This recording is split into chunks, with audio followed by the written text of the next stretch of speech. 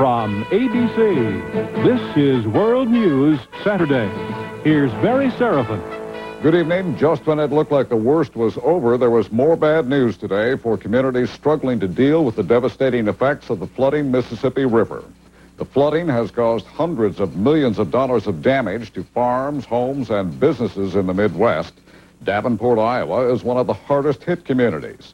And as ABC's Kathy Wolf reports, Davenport's problems are far from over.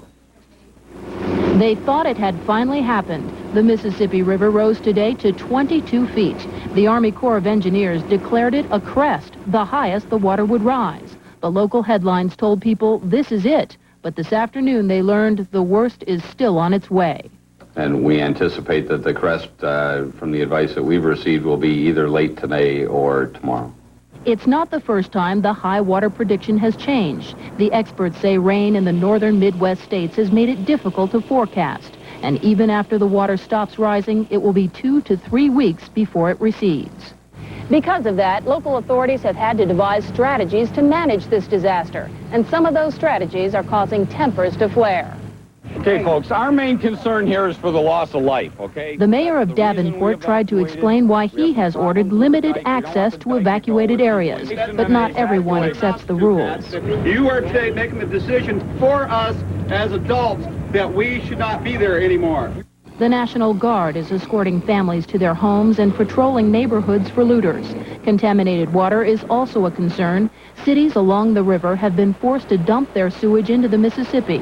Local authorities have warned people to stay out of the water. But with temperatures in the high 80s, there's always a temptation. And what have you told your own son? Stay away from the water. Stay away from, he can look, but he can't touch. On any other 4th of July weekend, there are parades and fireworks along the riverfront. Not this year. People here are just trying to cope with the flood and the ever-changing prediction on how high the water will rise. Kathy Wolf, ABC News, Davenport, Iowa.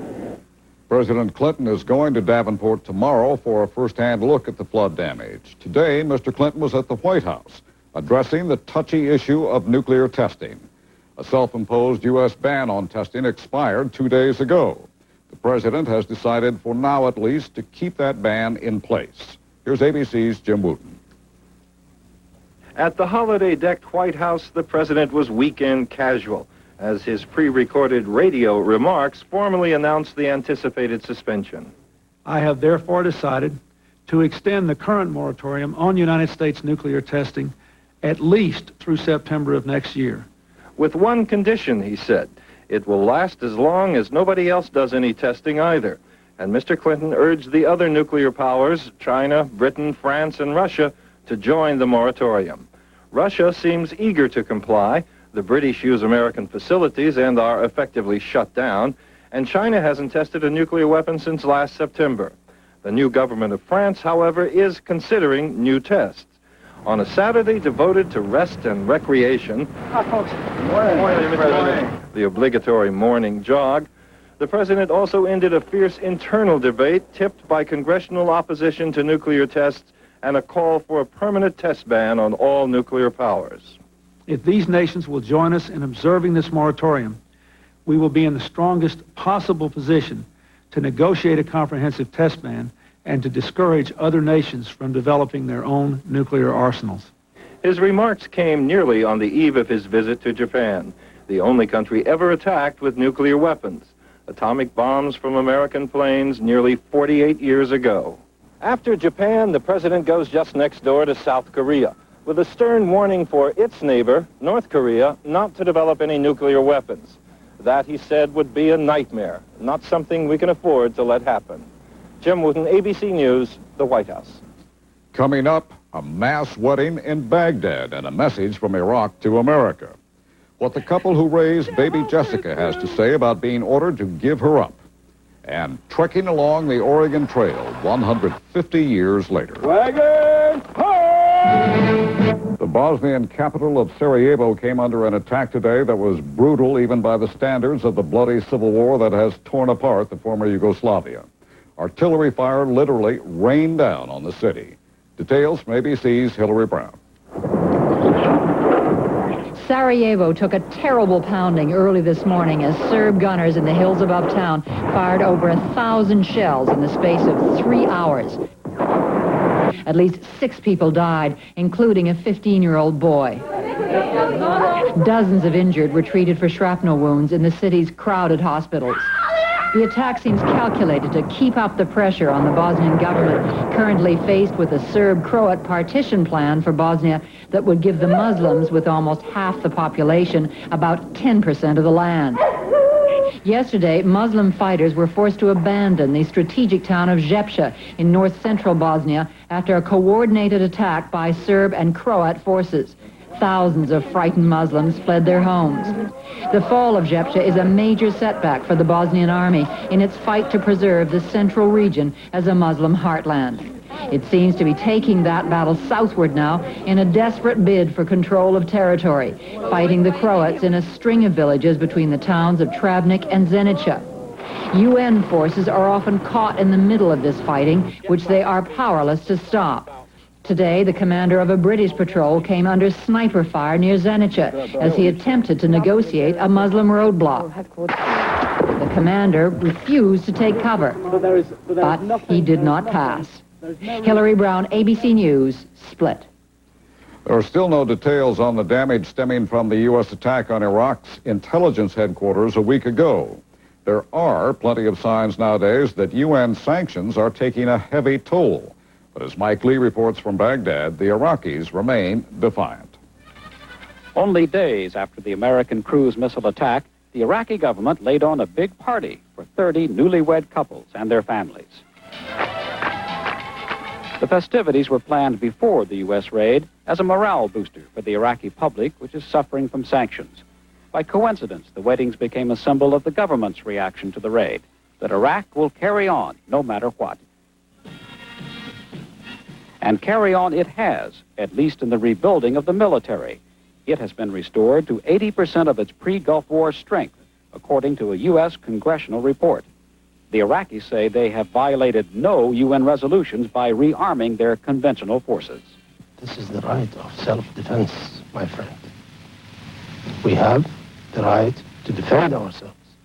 While the government has apparently found the cash to rebuild its military, despite sanctions, the civilian economy is in ruins. The standard of living has dropped dramatically. In the Al-Shorga marketplace, a sack of rice to feed a family for 2 weeks now costs twice the average monthly salary. A cup of tea is 250 times more than before the sanctions. People here are talking openly about how miserable life has become. It was a nice life. We used to live, no sickness, no diseases. Our children have their milk. And now? Now there's nothing. Iraq says it has already met UN requirements for the lifting of sanctions, and in the true bargaining style of the Middle East, suggested a deal. If the West drops the sanctions, Iraq says it might be more willing to allow these UN inspectors to place remote-controlled cameras at a missile factory. Tension has been building over the issue of UN security cameras. Even if the Iraqis compromise on some issues, they still seem unwilling to forgive their old enemy, former President George Bush, pictured here as a doormat. Mike Lee, ABC News, Baghdad. Still in the Middle East, an Egyptian judge has ordered the arrest of the blind sheikh, Omar Abdel Rahman, so he can be tried on charges of attempting to murder 2 Egyptian policemen. But there's been no formal extradition request. For now, the sheikh, whose followers have been tied to the World Trade Center bombing and the latest New York bombing plot, will remain in custody in a prison outside New York City until the U.S. decides whether to deport him. On a river in the Philippines tonight, they were searching for bodies after a floating religious shrine overloaded with worshipers capsized. At least 240 people drowned. Coming up, what do you get when you combine movies with video games? Hollywood hopes the answer is a hit. The latest chapter in the bitter custody battle over baby Jessica. She's the 2-year-old girl who has been raised by a couple named the DeBoers. Yesterday, the Michigan Supreme Court ordered the couple to give Jessica back to her biological parents in Iowa. Today, the DeBoers appealed again to the public. Here's ABC's Bill Blakemore. an enormous amount. At their emotional press conference today, the DeBoers seem to know that their final appeal to the U.S. Supreme Court is given little chance by legal experts of succeeding. The loss is so tremendous. They are burning away every chance a child had up until this point to have rights. Roberta and Jan DeBoer knew 2 years ago that something like this might happen. Within a few weeks after receiving the baby girl from her biological mother in Iowa, they knew that the biological father, Daniel Schmidt, who had just learned of the infant's existence, was in Iowa courts trying to get the newborn girl back. The DeBoers, whose adoption petition was never finalized, began a legal battle to keep her. The vexing legal irony of this battle is that every day it dragged out seemed to strengthen the DeBoers' case for keeping the child. They argued that their psychological bonding with her, something that can increase with time, meant they had the rightful claim. The court system lengthened the delay. The Iowa courts ruled for the Iowa couple, the Michigan courts first for the Michigan couple, then against them, twice in the appeals process, saying yesterday the girl must go back to her biological parents in Iowa by August 2nd. That's Jessica's mother.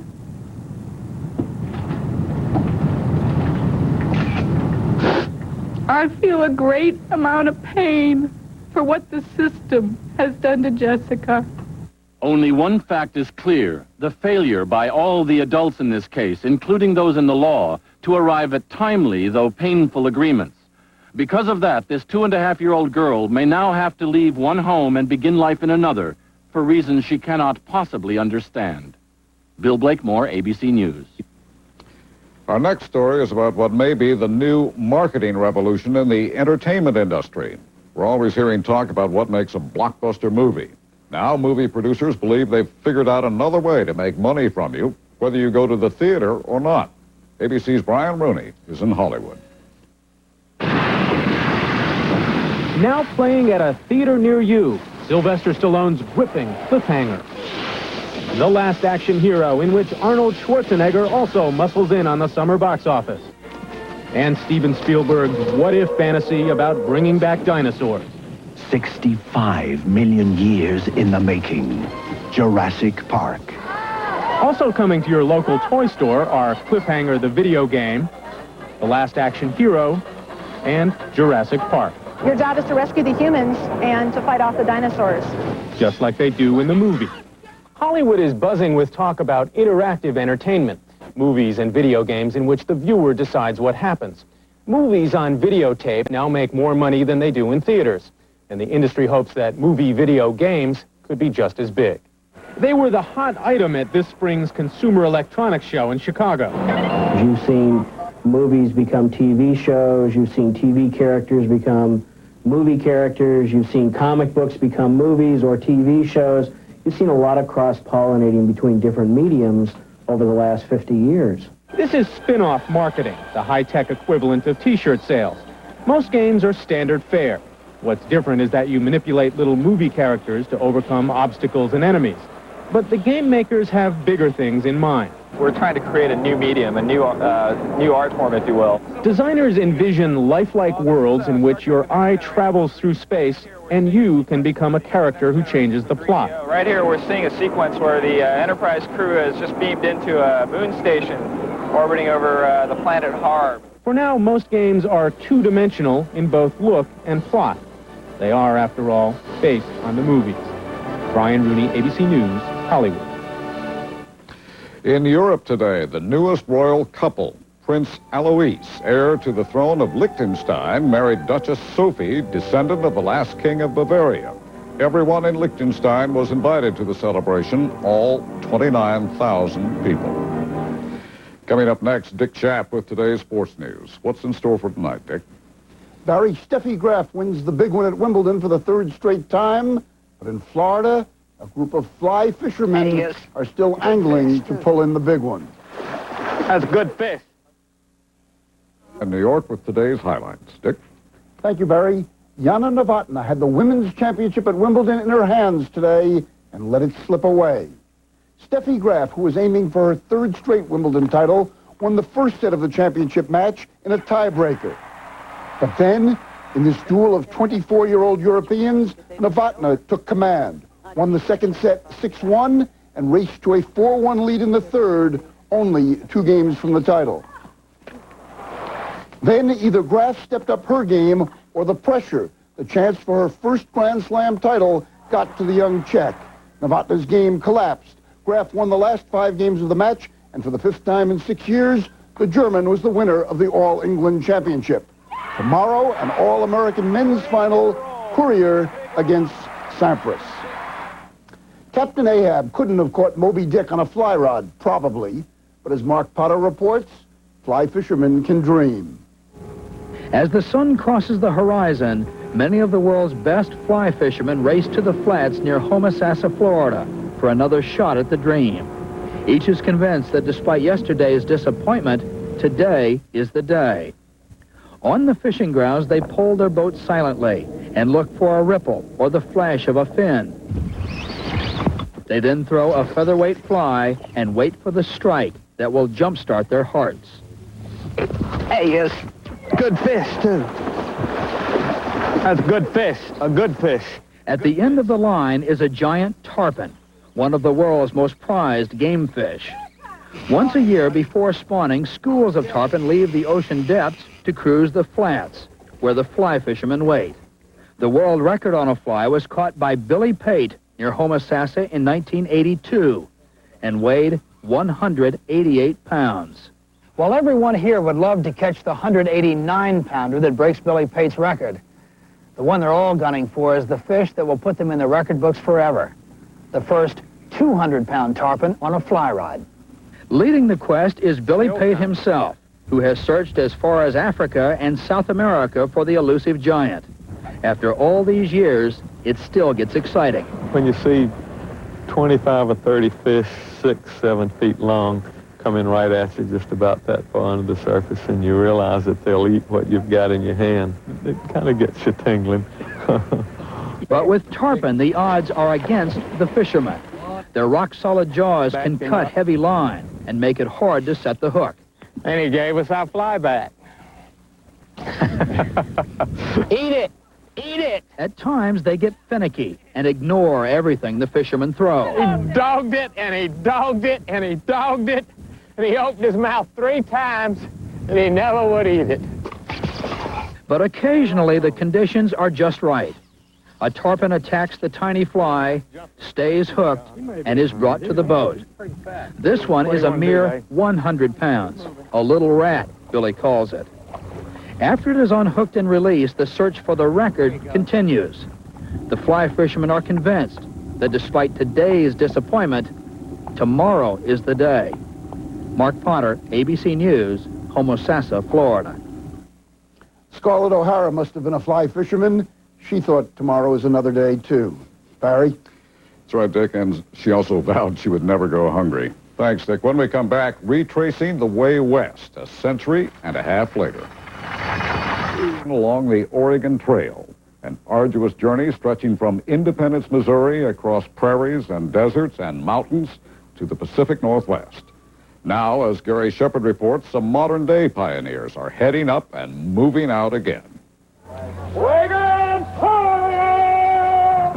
The 1,000-mile journey began at the Wyoming-Idaho border and goes all the way to the trail's destination, Oregon City, Oregon. Never before has a recreation of this magnitude been attempted. These modern-day pioneers are retracing the original migration over the Oregon Trail that began in 1843 and helped settle the West. It was like turning the clock back 150 years.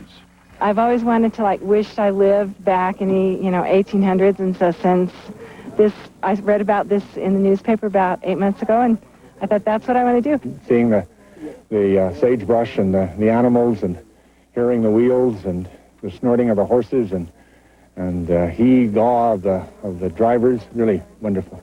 Wagon home! It was the largest movement of settlers in American history. 500,000 people used the Oregon Trail to start a new life before the Transcontinental Railroad was established. It was not an easy journey. As many as 20,000 pioneers may have died during the migration. Many others got sick or were injured. They survived horrible weather. In some cases, it would rain for days on end. Once you were committed and started, there was no turning back. The elements were very harsh, and it was just a very tough journey, and a lot of those folks were never fully prepared to meet those things when they left. 4,500 people have already signed up to be part of this anniversary trek. It costs $39 a day to walk, $59 for a seat in a wagon. That includes meals and a daily shower. You read about it, and you think of the hardships they had, but you really don't know till you're here. And it's hard climbing up that hill. The route will take the wagons through dozens of small towns which line the original trail. Montpelier, Idaho welcomed the travelers with a community supper. The hope is to be as true to history as possible, but at least one of the riders did cave in to modern technology. Even the wagon master uses a walkie-talkie to keep in touch with his staff. Darren, do you hear me back there? Over. It will take the wagon train 73 days to reach Oregon City, where a big welcome is planned on Labor Day weekend. By then, there could be as many as 1,000 wagons taking part in this spectacular reminiscence of American history. Gary Shepard, ABC News, on the Oregon Trail. And that's World News Saturday. I'm Barry Seraphin. For all of us here at ABC News, good night. From Washington, this has been World News. Oak, brass. 11 pieces, $267. Buy it today. We'll deliver it today. Plus free haul away. That's Tom Peterson. And glorious